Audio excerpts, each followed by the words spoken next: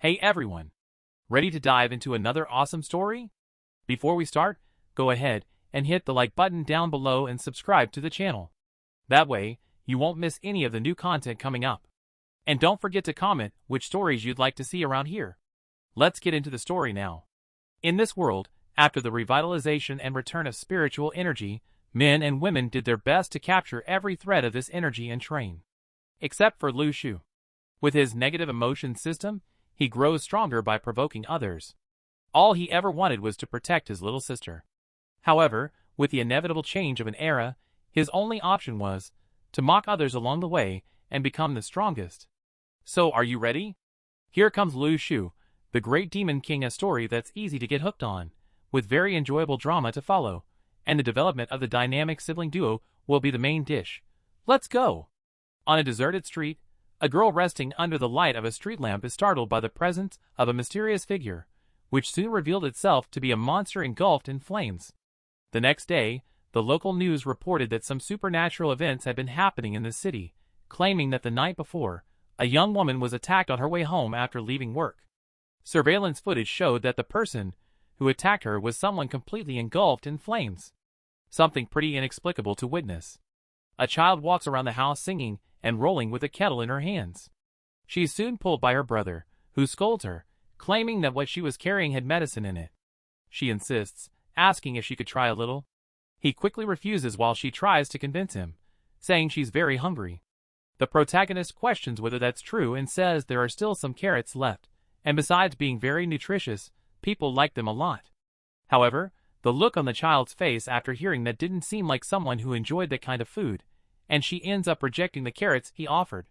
He asks what she wants to eat instead, and without thinking twice, she answers that she wants to eat cup noodles, claiming she wants to go back to the normal days they used to have, and asks if they could eat it during holidays. He then understands her request, and she adds that it would be just this once, and all she wanted was to try it. He curtly replies that she'll only get that in her dreams. Frustrated with the situation, the child says she can live without cup noodles, and punches him in the stomach, claiming that at the very least he should give her the nuts he had saved. He immediately replies that he's already told her many times those aren't nuts, but something he carries with him since the orphanage. The child replies saying that he's changed, since he keeps rejecting all her requests. The protagonist gets even more irritated with the situation, and finally gives in to her request, making her happy. When the meal is set on the table, the child, named Xiaoyu, starts remembering old memories with that meal, when a lady always made an extra portion for her and her older brother. That kind of sweet auntie. While preparing the food, the child made sure to give an extra portion to her brother too, since it was very cold. She reminded herself that despite everything, he was a bit weak, and they usually didn't eat meat, so this time she would be a good little sister and do things right. After placing the bowls on the table, she wondered when her older brother Lu Shu would return, saying that if he took too long, the food would get cold. The protagonist was on the city streets, filming a fireworks show that was taking place to celebrate the new year. That way, he could finally show his sister a real fireworks show as a New Year's gift. But while reviewing the video he made, he was hit by a high-speed truck, throwing him far away and seriously injuring him. The first thing that went through his mind as he hit the ground was that he still hadn't fulfilled his promise to his little sister, and he wondered if this would be the moment of his death. On the protagonist's phone, with a slightly cracked screen, his sister was constantly sending him messages asking why he was late and why he was ignoring her. Lu Shu is the name of the main character in this story, which hasn't truly begun yet, but on New Year's Eve, he died. Ending the year on a high note, huh? The truck driver gets out of the vehicle, and is extremely shocked and saddened by the accident. But as he reflects on having run someone over near the new year, the protagonist, lying on the ground, slowly stands up, saying that the driver was now in serious trouble. The driver gets scared, thinking he was a ghost, and runs away. The protagonist manages to stand up and suggests the driver should at least compensate him before fleeing, but is ignored. Shu still couldn't believe he hadn't died, and now couldn't feel any pain. When the protagonist arrives home, he's greeted by his sister, who says their aunt had dropped off some meatballs. But as soon as she notices his condition, she asks what happened to him. Shu replies that he just got hit by a truck and says he's fine, but the same couldn't be said for the vehicle. She then starts asking if he got any compensation because of it, but he brushes her off and says he's going to take a shower. While showering, he looks in the mirror thinking it seemed like nothing had changed. But then he's surprised when a mysterious symbol appears on his hand, accompanied by a huge hologram very similar to a game system. The protagonist wonders if he had gained superpowers like the people shown on the news, and the first thing he does is thank God for being blessed with a superpower that could make money, saying he'd use it to help his sister as much as he could. Classic Big Brother. Looking at the options on the hologram, he checks a window about his stats, which shows the negative emotion points he'd earned so far, and quickly feels disappointed when he realizes that wasn't actual money. He wonders where it is. The person he had gotten the highest amount of negative emotion points from was Zhang Donglai, the owner of a convenience store, along with the guy who hit him and his sister. Realizing this, he noticed that fear and sarcasm also counted as other people's negative emotions, and he tries to withdraw those points using his high balance level, but fails and realizes it could only be used within his unique scoring system. That's when he finds a lottery window, and spins the wheel hoping for a good prize, but gets nothing and, frustrated with the situation, keeps spinning the wheel repeatedly, getting the same result several times, and saying he got nothing.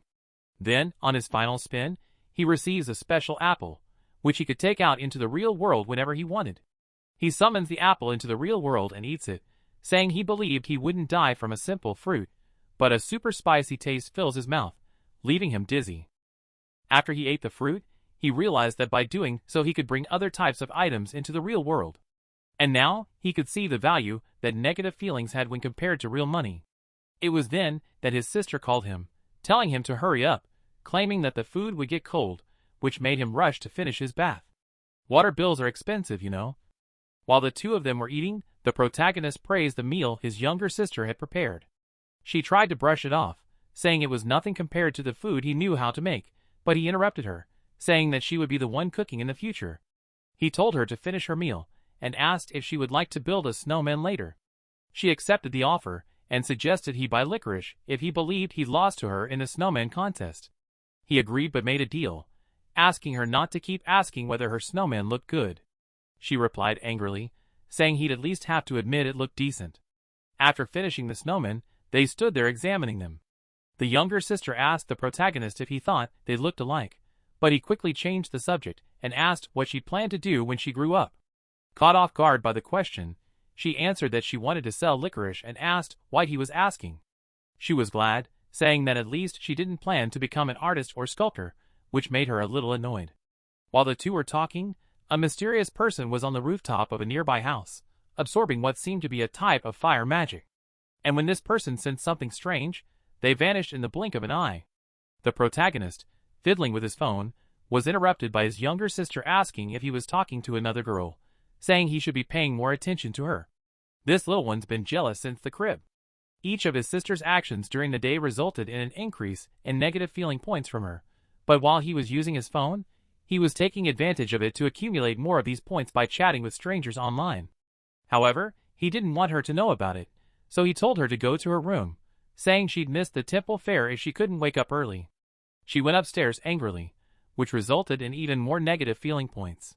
But now, he finally managed to use the roulette more times, getting 7 spins, and only on the last one did he manage to win something. The prize he got from his last spin was a golden-colored paper with the song, "Twinkle, Twinkle, Little Star," written on it. Upon seeing the prize, he wondered what was wrong with it, and asked the system for an explanation, but received no response. However, upon looking more closely at the lyrics, he noticed some changes compared to the original song. And when he understood what the song was about, his body became wrapped in magical elements very similar to Galaxy's, and he realized this could make his powers stronger. Like a power-up. The next day, the protagonist was with his younger sister at the temple fair, and the little girl kept insisting that she liked hearing her brother sing the night before. Embarrassed, he said he hadn't sung anything, telling her it was just her imagination.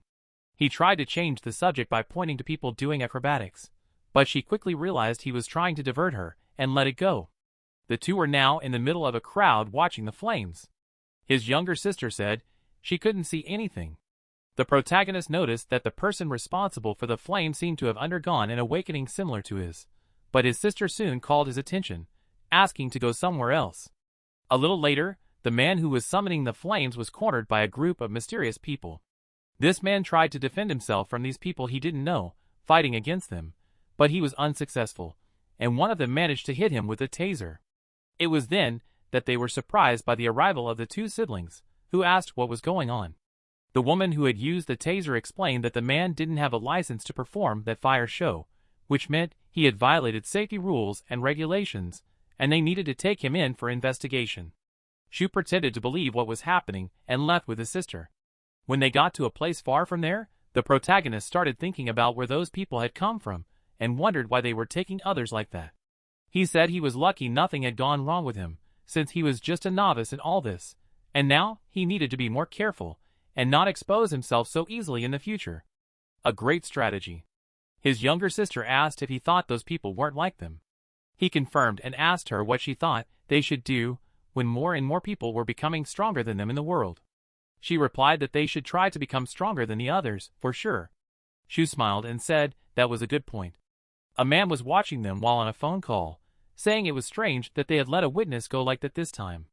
That same man approached the two and introduced himself as Ji Wei, saying it was a pleasure to meet them. He began asking questions about what had happened with the guy who was doing the show. The protagonist quickly realized what was going on and ignored him, walking away with his sister. When she got home, he wondered if that man was also investigating the previous event, so he checked the news to see if there were any updates about what had happened at the temple. He soon came across comments talking about the guy who was doing the fire performance. When he zoomed in on a picture someone had taken with him, he noticed that the same people who had cornered the man were already present in the audience, indicating they had been watching him from the beginning. Among those comments, he found a sequence of messages from his schoolmates, and when he tried to talk to them, he received several notifications of negative feelings, and among them was Ji Wei. Apparently, they didn't get along well. Wei was talking to someone who seemed to be his superior, and this person asked why some rats had been very quiet lately, claiming he thought they wanted more trouble. Wei explained that the reason for this was the return of Ye Ting, and showed him his phone, which had a video of that guy. The protagonist, in his room, thanked the people whose negative feelings toward him increased every day. With that, he could now buy something in the store called Star Fruit. When he bought this fruit and summoned it into the real world, he could feel the energy inside it and ate it. That galaxy-shaped energy surrounded him again, and this time he claimed to feel much stronger than before. He punched the ground thinking he'd break it, but the most he managed was hurting his hand, and his sister saw everything and asked if the floor had done something bad to him. His younger sister walked over to the window to look at the scenery, but was surprised by the presence of someone lying in front of their house, and called her brother to see it. The protagonist told her to stop joking, saying it was too late for that. She then pulled him to the window, and he saw the same guy who had been performing the fire show earlier, now unconscious in front of their house. The two went outside, and once they recognized him, the younger sister asked what they should do and whether they should help him. The protagonist told her to call 911, but said someone would have to pay for the ambulance, so they would say they didn't know the person, so he'd have to pay for it himself when he woke up. As he said that, Shu received a notification saying he had gained negative emotions from the unconscious man, named Liang Che. One more for the count. Liang tried to get up, apologizing and asking if they could help him into one of their rooms.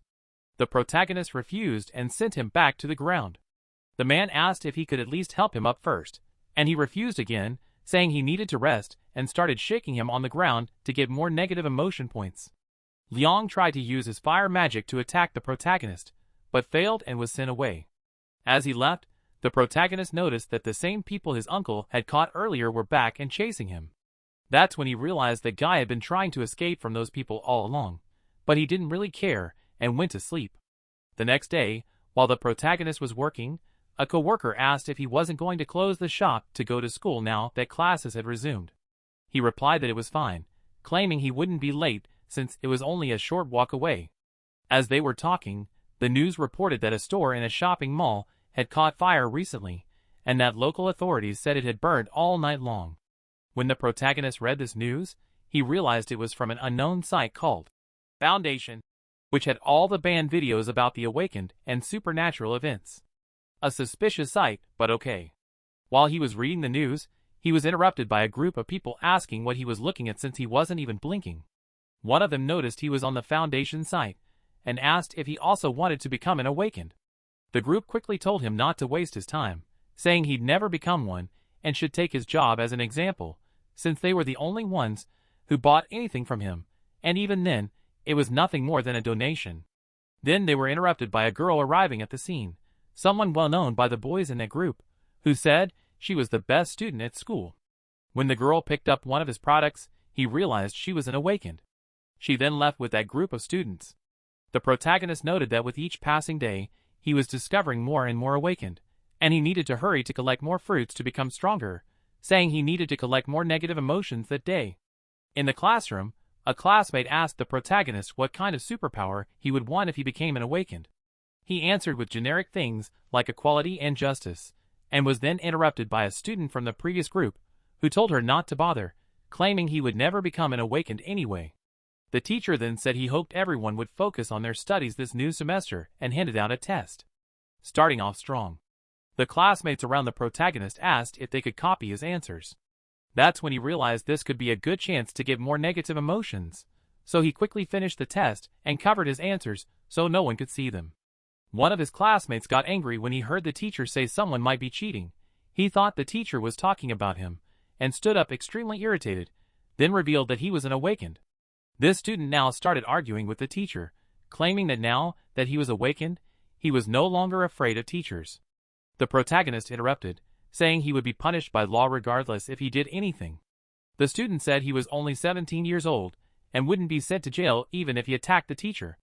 Sho replied that, according to criminal law, anyone who committed a major crime over the age of 14 was legally responsible for their actions. Still furious, the student tried to attack the teacher by throwing a chair at him. The protagonist added that, according to school rules and regulations, he would have to compensate for the damage to public property.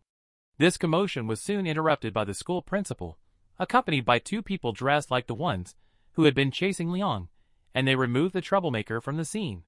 As he was being taken away, the student tried to use his powers to get rid of those people, but couldn't do anything, which was quite strange. They nerfed the poor guy. A speaker at the school then announced that all students would have to take a blood test and asked everyone to wait patiently in their classrooms. Something felt very wrong to the protagonist with all these events happening at once.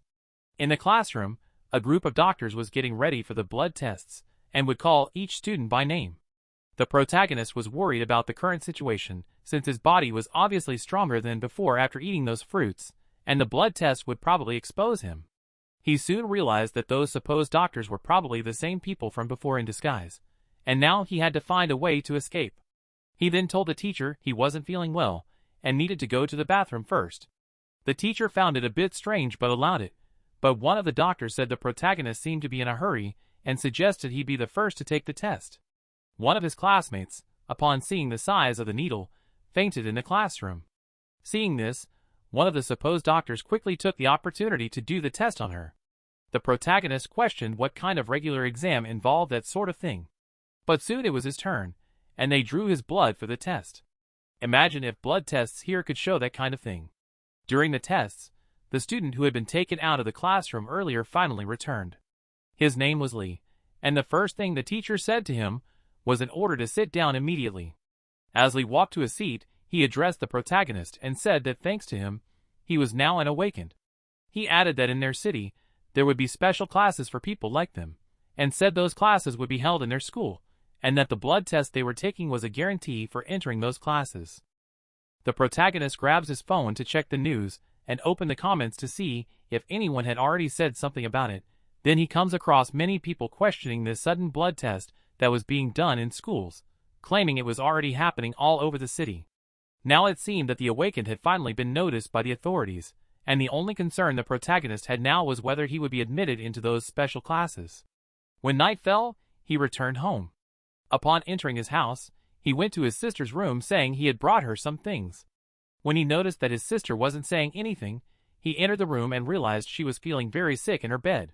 Poor thing must be sick. His sister regains consciousness, and the first thing she says is that she was craving French fries. The protagonist tells her not to think about that now, and asks why she has a fever. The girl explains that she had done their laundry last week, and the water was colder than usual. She then asks for the thermometer, and puts it in her mouth. When he removes it, he sees her body temperature is over 39 degrees Celsius, and he now realizes he needs to do something to fix this. The first thought that comes to his mind is of those special fruits he had eaten. He wonders if they would have the same effect on his little sister, and since they had improved his physical and mental health, he begins to spin that roulette again. His younger sister looks at him and asks why he seemed so stressed. He replies that it was probably because he was on the most stressful planet in the universe. Then he finally gets a fruit from that roulette, and as soon as he summons it, he tells his little sister to eat it. The little girl says that as soon as she put the fruit in her mouth, it went straight down her throat.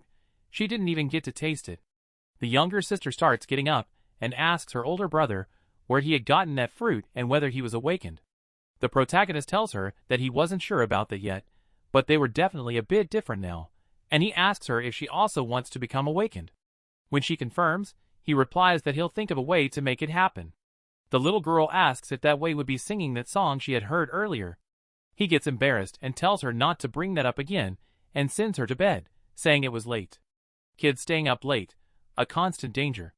On his last attempt, it took him about 15 days accumulating negative emotions to obtain a star power equal to what a star fruit contained. And now, another fruit he got from the roulette would speed up the process by 9 days. That fruit was altering his body to speed up cultivation and the accumulation of star power. It was faster now, and at his current level, that fruit was exactly what he and his little sister needed the most. He now needed to improve his sister's physical conditioning so she'd be ready to become awakened, and everything now depended on him irritating his classmates as much as possible. The next day, he was back at school. He had spent the whole night trying to cultivate, which resulted in a poor night's sleep. While he was sitting in his chair, one of his classmates tells him she heard that the admission list for the special classes would be revealed that day. That's when a mysterious woman enters his classroom. Her elegant appearance drove the students wild. The teacher asks everyone for attention, saying that the government had decided that the special classes would be established at their school, and these classes would be a place for all the special students to study and be trained together. He then introduces the mysterious woman, saying she was the teacher for those classes. Along with her introduction, he would now announce the admission list, stating that whoever hears their name should stand up and head toward the new teacher. The moment of anticipation had arrived. As the teacher called the names of the students in that room, the protagonist's name was finally called, shocking all his classmates, who didn't believe he could become awakened. He then mocks his friends by asking if they had heard his name being called, thus successfully harvesting a large amount of negative feelings from them. He walks toward the new teacher, and she introduces herself, saying her name is Cynthia, and that the students on the list would now attend regular school classes during the day and should go to these special classes starting at 7 p.m. That was all she had to say, and she left the room along with the teacher. The protagonist's classmate congratulates him for being admitted into the special classes. He then asks her if she wanted to know the secret to getting in. She looks at him smiling, saying she knew he wouldn't leave her behind. He then asks her to repeat what he was about to say. She looks at him attentively, and he says Hakuna Matata, which makes her extremely irritated with him. Taking advantage of the situation he was in, the protagonist starts sending messages in the group chat with his school friends, claiming that good things happen in life, even if they happen to other people. He comments that he didn't expect to be admitted into the special classes, and in the future, his classmates would have the privilege of having been friends with someone from those special classes, leaving them all angry at him, which was his goal from the beginning, since he only cared about the amount of negative emotions they were generating. They were all greatly contributing to his younger sister's career to become awakened. A more than important investment for him. The teacher returns to the room saying that, due to the establishment of the special classes at the school, they would now have some new students who had been transferred from other schools, and they needed to change their seats to make room for a new classmate. That's when this new classmate enters the room, making all the boys fall in love with her since she appeared to be a foreign girl. The new student, or at least that's what everyone thought, asks if she could sit where the protagonist's classmate was sitting. Shu, upon hearing this person's voice, immediately realized it was a boy. His classmate leaves the seat and gives her place to him. The new student greets him, saying it was nice to meet him. The protagonist reflexively asks how nice it really was, thus getting more negative emotions from this new person. It wasn't exactly what he wanted, since he hadn't planned to say that out loud and had forgotten that his new classmates weren't the same people he was used to. The new classmate, still awkward, introduces himself, saying his name was Jiang Shui, that he came from a secondary high school, and tells everyone who was paying attention that he was a boy, leaving his classmates disappointed. The protagonist starts observing him more closely, saying that if you looked carefully, you could tell he was a boy. That's when another negative emotions notification popped up, and he realized the boy had probably noticed him staring. Shu awkwardly introduces himself to him, and wonders internally why this new guy was smiling so much. It was already starting to get weird. On the night of that day, after classes had ended, the special classes finally began for the first time at that school. Their new teacher said that each of them would now receive a document to sign and leave their fingerprint on. When the protagonist read the document, he saw that one of the rules stated that none of them were allowed to reveal anything about the special classes to others, and if they did, they would be immediately punished by the military. Reading this, the protagonist questioned whether these special classes were actually a form of training to militarize the awakened. The teacher asked the students if anyone could tell her the reason why these special classes were established. One of them raised his hand and replied that it was for cultivation. She then asked if he knew how they had been selected for the classes.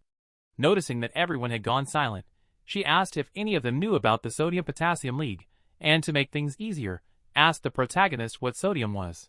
He bluntly replied that it was sodium, earning a large amount of negative emotions from the new teacher.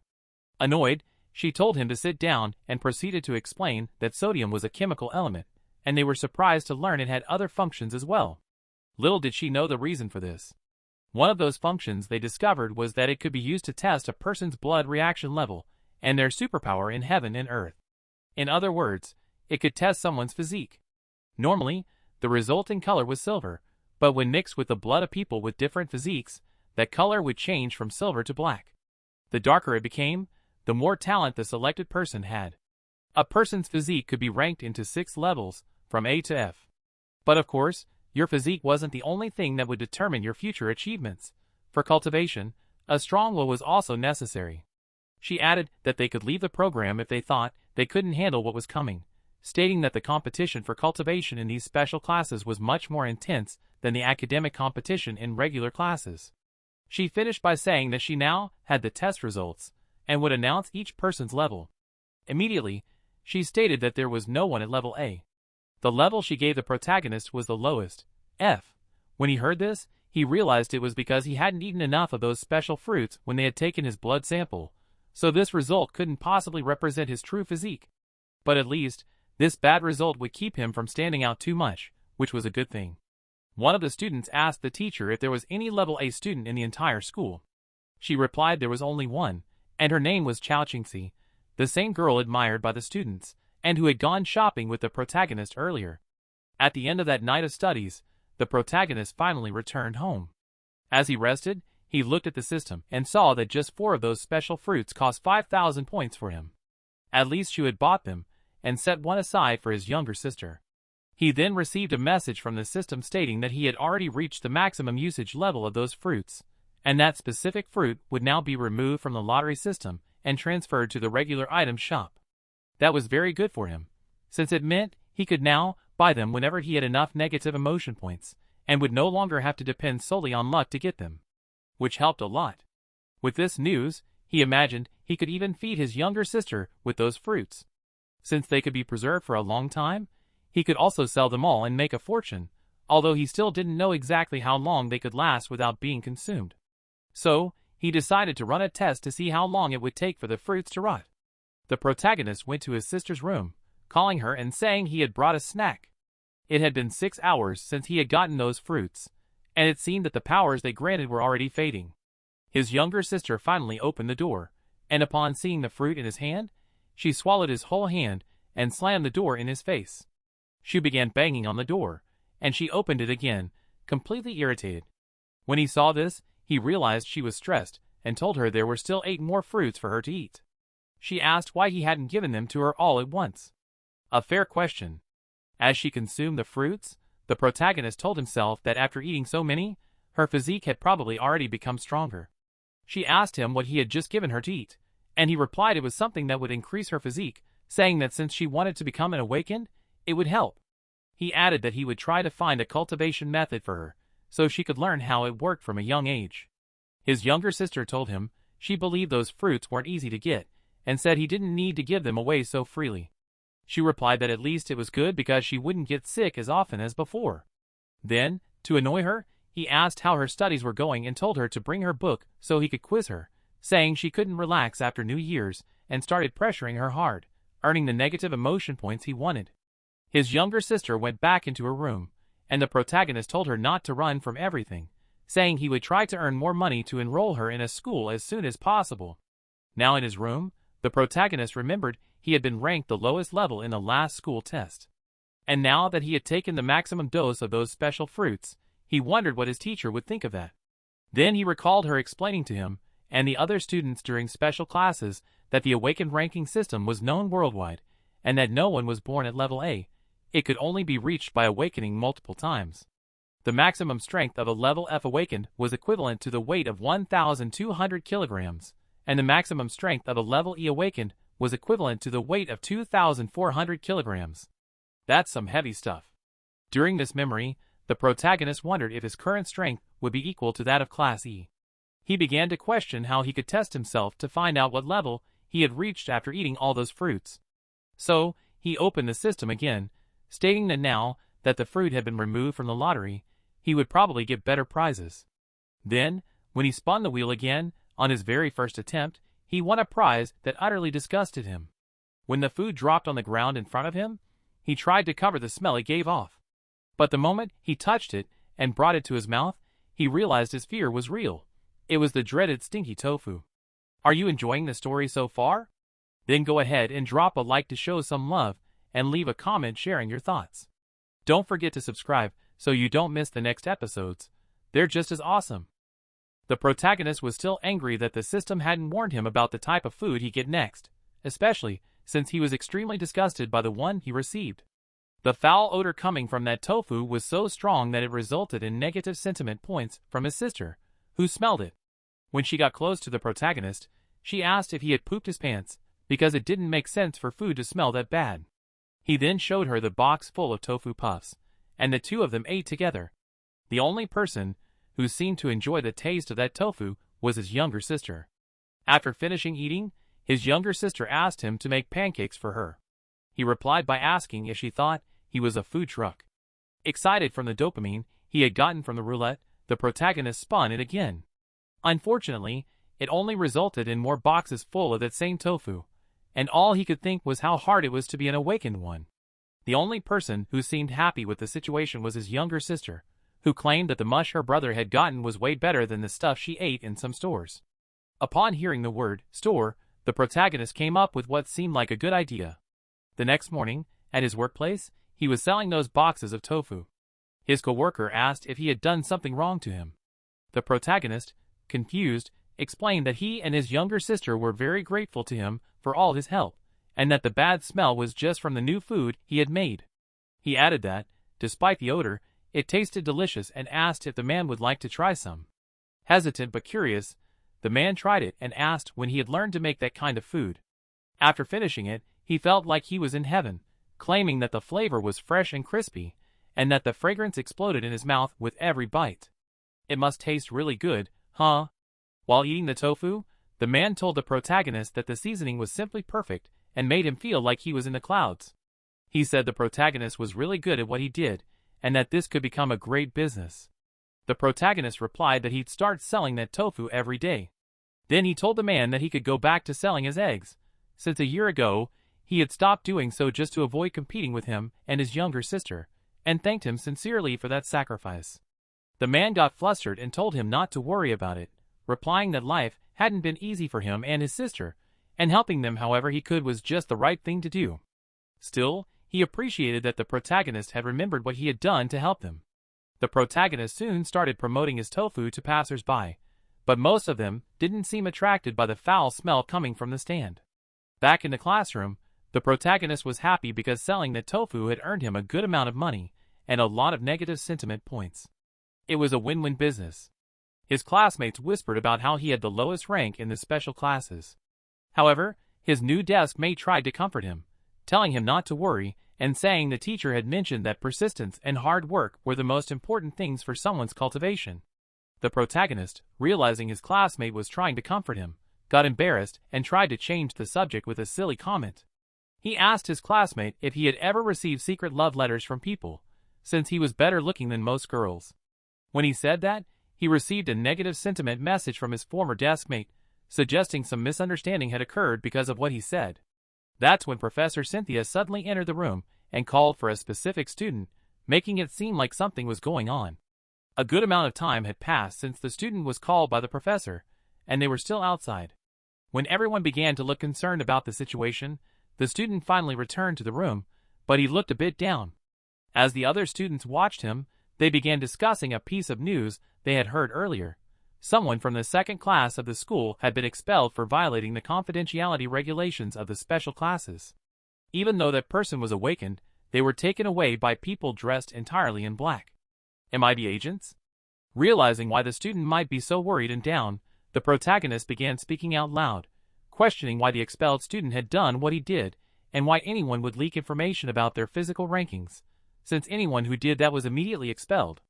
His deskmate, hearing the words leak and expelled, began to cry and ran out of the room, shouting insults at him. The protagonist's classmates got upset and asked him why he said those things just to provoke him. Shu ignored them and thought to himself that the negative emotions they carried would be the key to his success. Later, in the special classes, Professor Cynthia introduced a book that covered fundamental knowledge and once again asked the protagonist if he knew what sodium was. He gave another stupid answer to generate even more negative sentiment around him. She then continued, saying that 7 months ago, superpowers had started awakening and there had been a massive increase in the number of awakened people. The world had changed. When these powers awakened, many metals gained new functions, and some could even create destructive weapons. Metals weren't the only things that changed.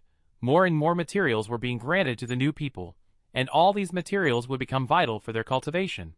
They weren't as good as divine weapons, but they could be mass-produced due to their easy replication, and now students had the chance to access those weapons in the future, but of course, only a few of them would actually get that chance. The protagonist, hearing this, began to wonder if his lottery system could give him a divine weapon, but he still felt like he was unlucky to have received such a weird system that only offered strange things. The classic gotcha game. That night, after the special classes, he spun the roulette again, and once more got only a huge amount of tofu. However, on his final spin, he obtained another one of those golden papers, which made him excited and claim it was his lucky day. Just then, his sister suddenly entered the room asking what he was doing, and the golden sheet of paper that was floating went toward her and entered her body, causing her to panic. The protagonist calmed her down, saying it was just a piece of paper, and there was nothing to worry about. Shu asked his sister, once she finally managed to calm down, if she felt anything different in her body. She closed her eyes, and he told her to stay calm, focus, and describe what she could see. She then replied that she could see a galaxy in her chest, and there were 7 stars in it, but those stars looked strange. They were absorbing something, like black holes. After she absorbed that paper, the protagonist offers her a fruit he had saved for her to eat. She gets happy with the fruit, and when she takes it in her hands, it evaporates and starts floating like golden dust. This dust quickly gathers and moves toward the protagonist's head to attack him, accidentally causing him to absorb the fruit. His younger sister gets mad at him and tells him to give it back to her, allowing him to gain a good amount of negative emotion points from her. He also notices that after consuming that leaf, her body now seemed resistant to those star fruits, and now her slaps felt much stronger than before. To calm her down, he gives her some tofu to eat. A bit of an exotic food for a child, but okay. Once his younger sister calmed down, he asked her if the galaxy she saw had told her anything or had sung anything to her. She denies it and asks if she had also become awakened. He confirms it and tells her to leave him alone. The protagonist then goes to sleep angry, since she didn't need to sing to awaken her powers, while he had to humiliate himself singing a children's song. And now, he couldn't let his sister surpass him. The next morning, the protagonist seemed to have awakened his 6th star, the one he was missing. When he woke up, he believed he had succeeded, but didn't feel anything different. Still very excited, he heads to the kitchen and grabs a knife from a drawer. He starts pointing it at his hand, questioning if he should really do it.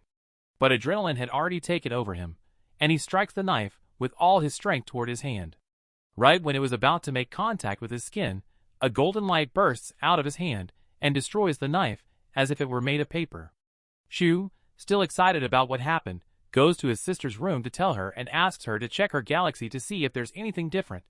When she comes out of the room, apparently very annoyed for having to get out of bed, the protagonist proudly tells her he had managed to get his 6th star and his own galaxy. He tells her not to feel bad about it, saying he could wait for her if needed.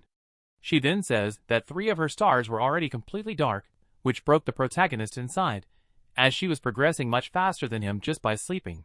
He then remembers to mention breakfast and tells her that the tomatoes were ready, and that now they would eat the beloved cup noodle she liked. The protagonist goes outside to pick tomatoes from the garden and notices that his aunt, who is also his neighbor, was talking to a man who looked familiar. Then he felt the presence of someone very powerful inside her house. The spiritual pressure shook the soul society. The protagonist then looks at Wei, who had already noticed he was staring earlier, and wonders why that was. He decides to leave, thinking it's better to avoid trouble. As he's leaving, Wei calls him, asking him to wait a bit. The protagonist stops and wonders if he was trying to pick a fight, and mainly, whether he could defeat him if that happened. The man slowly walks toward him, and Shu, realizing that, tells himself it's time to attack. He throws the tomato basket on the ground and turns around to speak with him. Wei greets him, saying it's good to see him. The protagonist can still feel the power coming from the room inside his aunt's house. It was very strong. He couldn't see it clearly yet, but he could definitely feel it. He then decides to leave, saying it wasn't a good place to be, and starts picking up the fallen tomatoes. Shu enters his house after escaping that situation. His younger sister asks why he was breathing so heavily, since he had just left for a short while. The protagonist gets closer and whispers that an awakened one was now living in the house next door. She quickly realizes it was a man, and he confirms it, saying he seemed stronger than usual, since he had never felt that way before. His younger sister gets excited, saying it sounded like a movie scene where an evil boss hides in the city's interior. She tells her older brother not to worry, saying she would work hard to cultivate and protect him. The protagonist thanks her and starts thinking that this sudden exposure probably had a purpose. Everything pointed to him wanting to be seen by Shu, which wasn't wrong. The next day, the protagonist leaves his house saying goodbye to his younger sister. When he passes by the house of that man who had just moved in, he sees him practicing with his sword outside. His movements were very advanced, and he seemed to be an awakened of a much higher level, probably a B rank. That man then puts his sword away and greets him alongside his aunt, who was next to him. The protagonist walks up and asks what he was doing practicing so early that morning. He responds that he was just training with his sword. That was obvious to the protagonist, which was funny because anyone with eyes could see that, but he said nothing and stepped away, saying he had to go and said goodbye. However, the man asks him to wait and asks if he could talk with him for a moment. The man tells him to look at the sword he was holding. The protagonist plays dumb, saying it was long and sharp. The man gets irritated, telling him to be serious as this wasn't a joke. He then continues, saying it was just a sword that simplified everything in the world and created all beings. But sword skills could alter the world, break mountains, and possess the essence of nature. It was all connected. When he finishes his explanation, he asks the protagonist if he would like to learn the art of the sword. Shu opens his mouth wide and refuses the man's request, which hit him like a hammer to the head. Shu then leaves and goes to school, and the man is now frustrated, saying his time was running out. The realization was starting to hit. In the school cafeteria, the protagonist already had 3,000 negative emotion points accumulated. His thoughts were then interrupted by one of his classmates, who showed him a video that was going viral at the moment. A foreign awakened had joined the soccer team and was performing monstrously. He then told the protagonist he was going to convince his parents to invest in this new industry of awakened players, and said they were hiring awakened, asking if he was interested, saying he knew the protagonist came from a poor family and that this was a good opportunity for him. The protagonist then asks him if he knows Justin Bieber. His classmate says he doesn't. Shu replies that he thought he had been the one to teach him how to be so confident, which made the classmate very irritated, resulting in a nice amount of negative emotion points. Later at the protagonist's house, he was sitting at the dinner table with his sister, eating several of those star fruits. As he ate, she stared at him annoyed, so he told her to stop staring like that since she couldn't eat those fruits. She then asks how he had gotten so many fruits anyway, and he remembers people's reactions when they smelled the tofu he sold. Iconic reactions, by the way. The protagonist left the dining room and told his younger sister that he would join her later to watch cartoons. When he entered his room, he began to feel something strange inside him. It was as if something was flowing through his body. He started to be surrounded by that galaxy that had been stored within him, as if he were a star that was part of the system. However, he soon noticed there was a completely dark star beside him, which transformed into a face and then revealed itself as a sinister dagger. The protagonist had to make a great effort to grab it with his hands. While he played with his new dagger and wondered why he had received one of those, especially whether he should learn some sword skills, his sister entered his room and told him to come watch cartoons with her. He reluctantly went. No one can resist a bit of Tom and Jerry, after all. Outside their house, a group of mysterious people was observing the area. One of them said that a suspicious individual had been detected outside the residence, and it was the woman that the protagonist and his younger sister called their aunt. One of the men in the group said she was just a civilian, so they withdrew from the location. What seemed to be their leader told everyone to remember not to do anything until they received an order from him. The group soon returned to where their aunt was, making the protagonist and that older man sense their presence.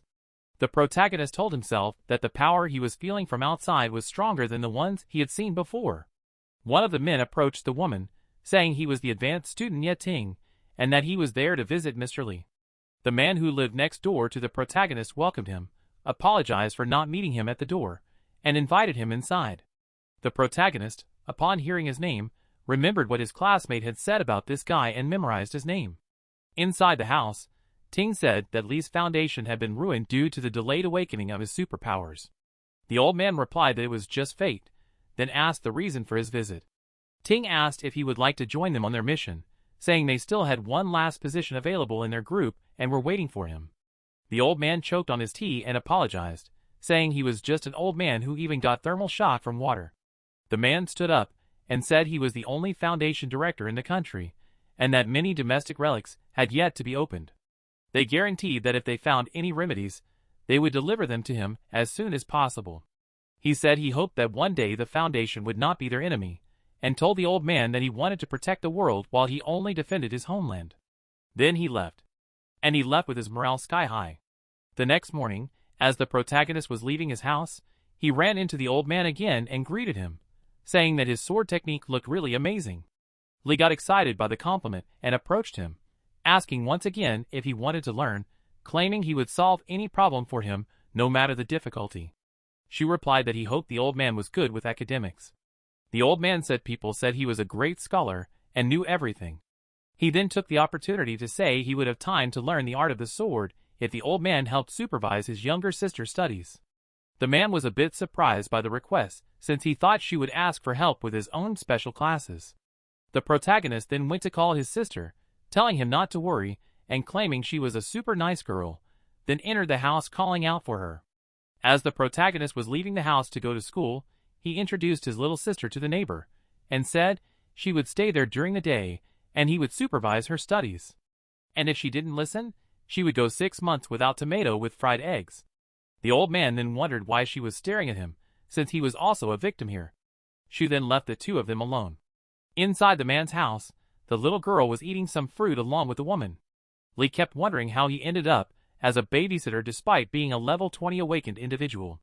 Then he called the little girl to begin their studies. Studying is important, folks.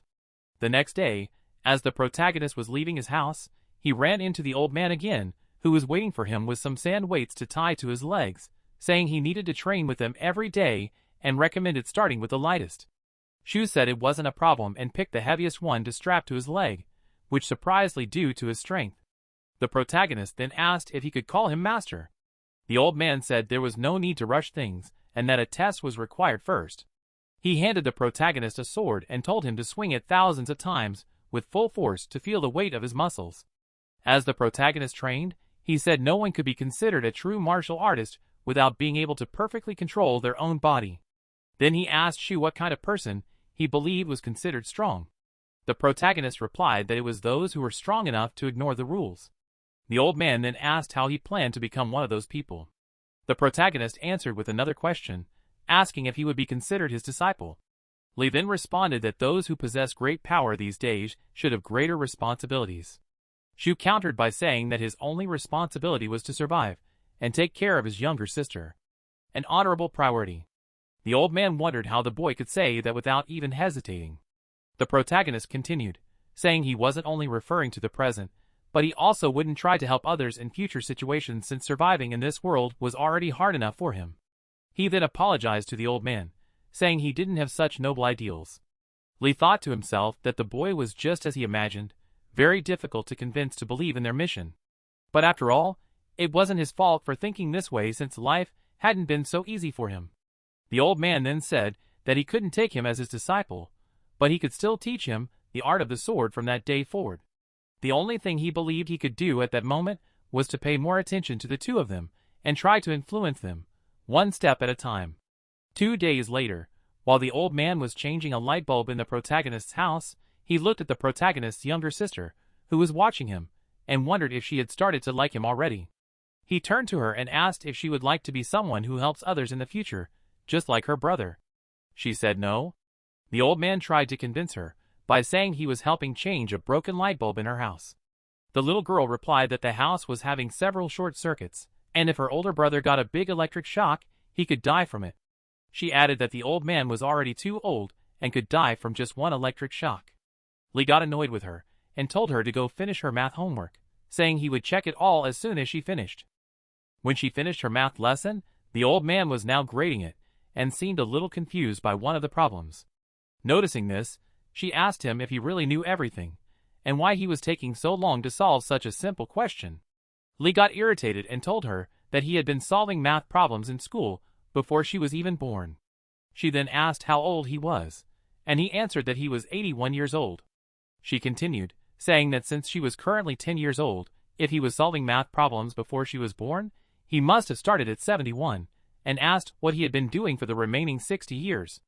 This back and forth led the girl to challenge him, asking if he really thought he'd become her teacher that easily. This girl's got nerve.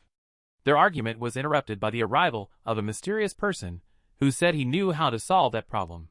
Upon seeing the expressions on their faces, the man asked if he wasn't welcome there. Back at school, the protagonist suddenly stood up from his chair, causing the teacher to stop the lesson and ask what was going on. He replied desperately that someone had logged into his social media account from a different location, then left the classroom. When he got home, he found Mr. Lee and a man staring at each other, while his younger sister was sitting down, watching them. A rather odd scene to witness.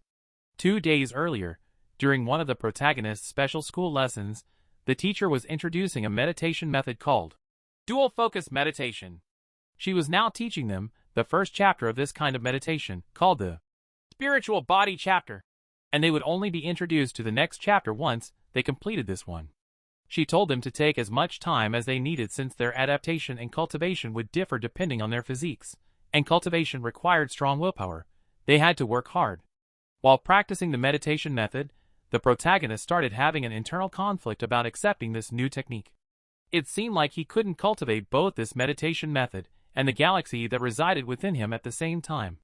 Back to the present, the mysterious man asked Mr. Lee who the boy was, claiming they hadn't been introduced yet.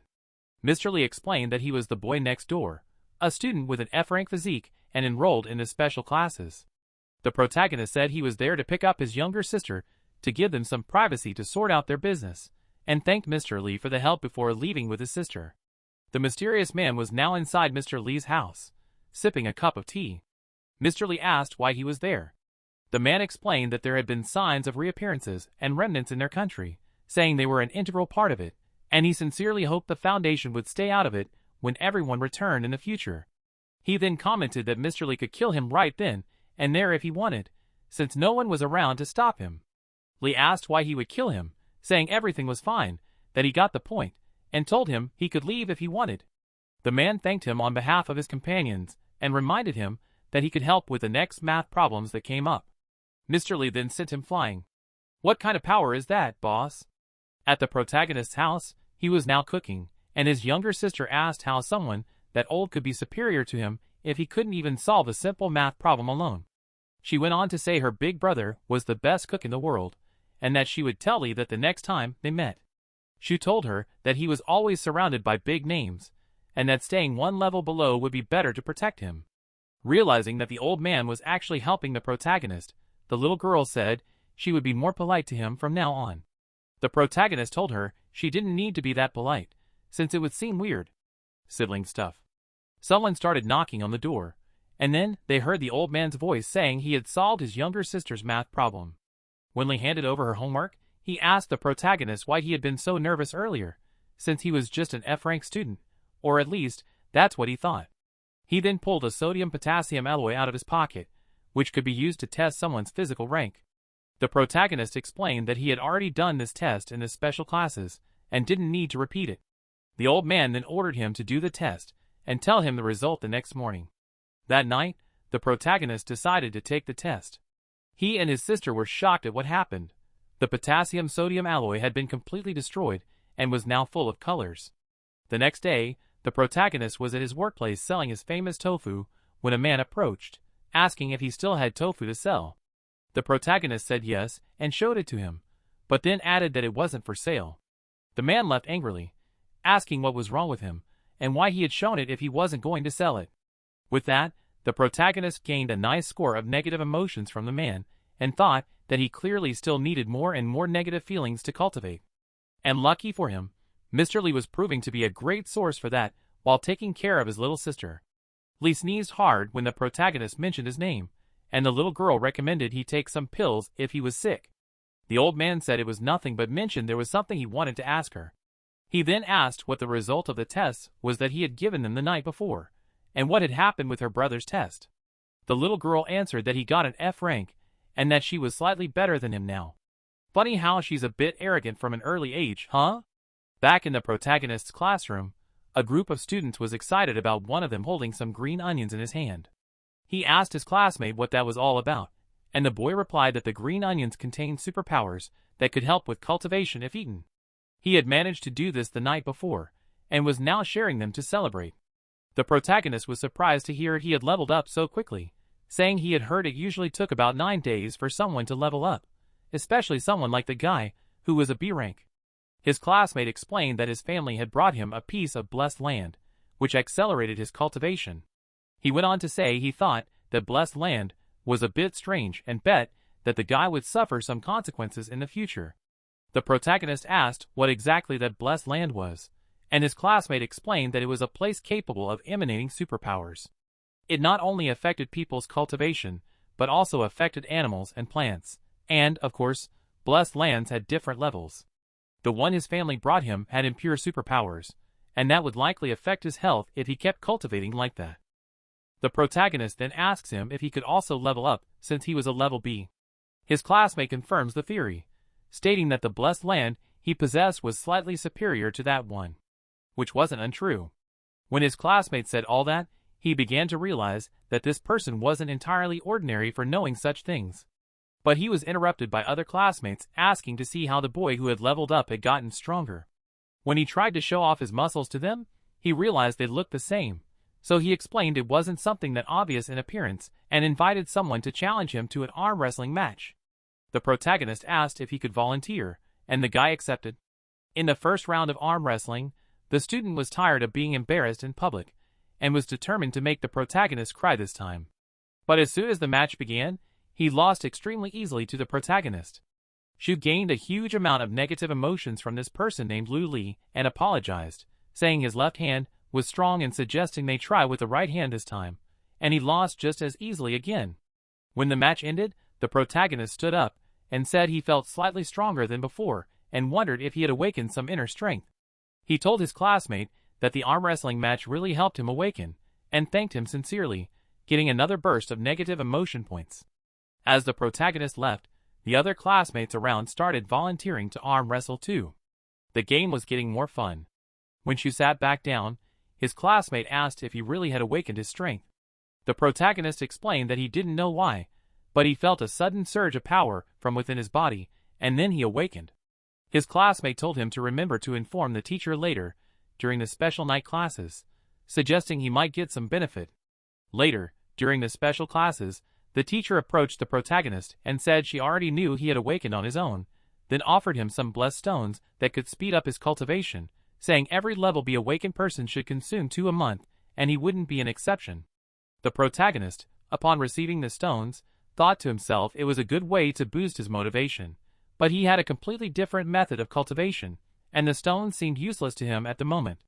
The protagonist's classmate, seeing him with the stones, was happy and said he knew he would be rewarded somehow. The protagonist then had an idea and told his classmate he had a deal for him, asking if he wanted to hear the offer. He was already planning some way to convince him.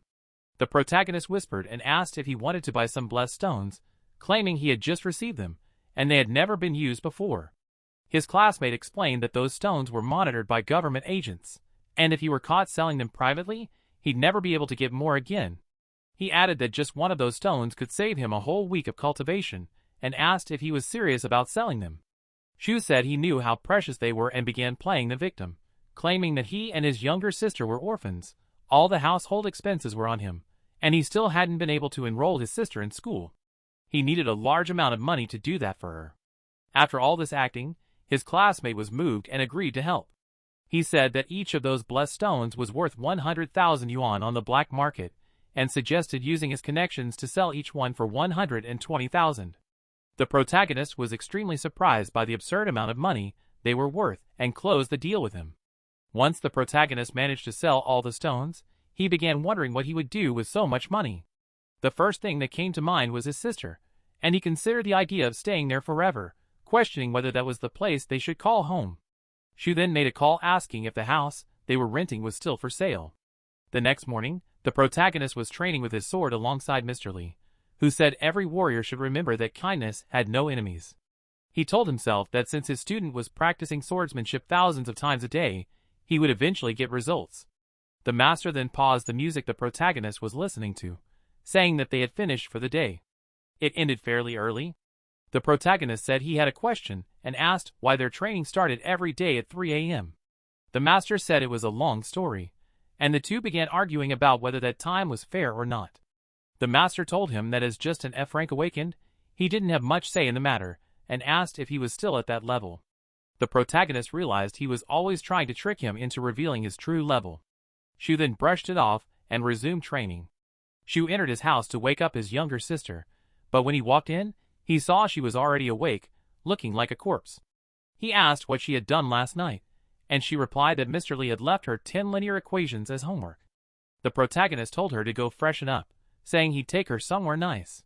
Shu took his younger sister to a mall for a walk and to shop together. Everything she wanted, he bought without hesitation. After a while, she asked if he had done something that would upset her, saying he'd never treated her that well before, and that it felt like the last meal together in a TV episode. She started crying in the middle of the mall to attract attention, begging him not to leave her behind. Shu told her to stop watching those shows, and said he had bought the house, and that life would be easier from now on. She became happy, jumped up to hug him, and began bombarding him with questions about how he bought the house, asking if he had borrowed the money from someone. But she told him not to worry, they could pay the debt back together. And to make a great sacrifice, she would stop eating chips to save money. A big sacrifice on her part. The protagonist told her she didn't need to give up on chips, and took her to watch a movie at the cinema. Seeing how happy his sister was, Shu finally realized that they had found a place to call home. The next day, the protagonist was at home practicing with the dagger he had acquired in his inner galaxy, managing it telepathically and commanding it to cut its target. The dagger hit the chair, splitting it in half. Shu was pleased with this accomplishment, stating that he had finally mastered the skill of controlling this weapon perfectly. However, his younger sister, upon seeing that he had destroyed the chair, began hitting him with a hammer, claiming that furniture wasn't a toy for him to practice his sword skills. The protagonist then started talking to her about using her inner galaxy to acquire a new skill, trying to excite her by saying that this skill could even summon food whenever she wanted. This made her go to sleep much earlier than expected, leaving him completely in peace. When his younger sister finally managed to sleep, the protagonist grabbed her activity notebook to check what she was learning with Mr. Li, but was soon interrupted by the presence of a mysterious bird that invaded the house and snatched the notebook with its tiny claws. The bird flew away with the notebook, and the two began a wild chase through the house. In the process, the protagonist accidentally tripped and fell flat on his face. That's when he saw his sister upside down in an astral form, telling him that it seemed like she had unlocked the first ability of her galaxy, nearly giving the protagonist a heart attack from the shock.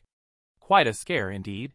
Shu began to question her about what this new power could be and, more importantly, what the bird that was following her was.